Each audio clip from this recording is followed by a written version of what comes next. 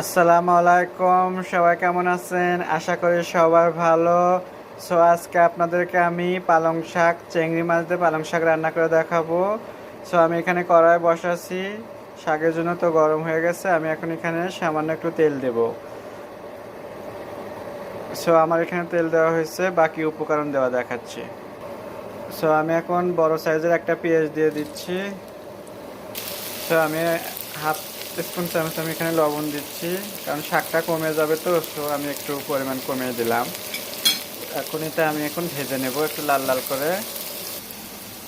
দেখতেই পাচ্ছেন পেঁয়াজটা আমার ভাজা হয়েছে। তো এখানে আমি হাফ স্পুন চামচ হলুদ গুঁড়ো দিচ্ছি।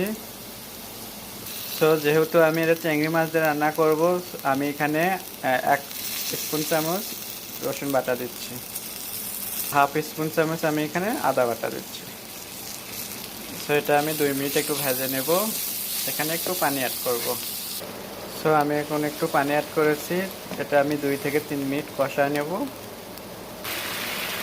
দেখতে পাচ্ছেন আমার মশলাটা কষানো হয়ে গেছে। এখন আমি এখানে চিংড়ি মাছটা দিয়ে দেব, সাথে আলুটাও দিয়ে দেব। আমি চিংড়ি মাছটা দিয়ে দিলাম, এখন আলুটা দিয়ে দেব।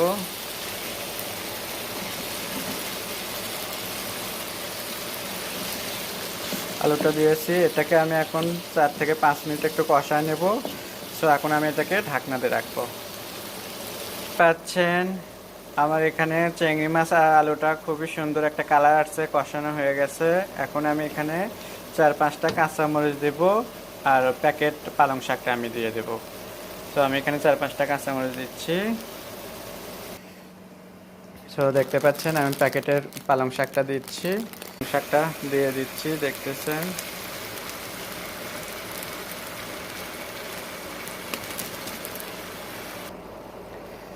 আমি পালং শাকটা এখন দিয়ে কিছুক্ষণ একটু লাড়াচাড়া দেবো, দিয়ে ঢাকনা দেবো। আমার এটা আর 2 মিনিট লাগবে টাইম, কারণ পালং শাক দেওয়ার পর বেশ একটা টাইম লাগবে না রান্নার জন্য।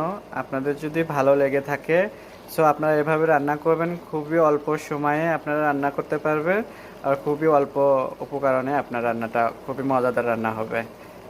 আশা করি আপনারা আমাকে ফলো করবেন। দেখতে পাচ্ছেন আমার রান্না এখন শেষ হয়ে গেল। খুবই সুন্দর একটা কালার, খুবই একটা টেস্ট আসছে। আমি দেখলাম একটু মুখে দিয়ে, খুবই সুন্দর একটা স্বাদ আসছে। আশা করি আপনাদের ভালো লাগবে। আপনারা আমাকে বেশি বেশি করে সাপোর্ট করবেন, আমি আপনাদেরকে এরকম নতুন নতুন রান্না করে দেখাবো। সবাই ভালো থাকবেন। আল্লাহ হাফেজ।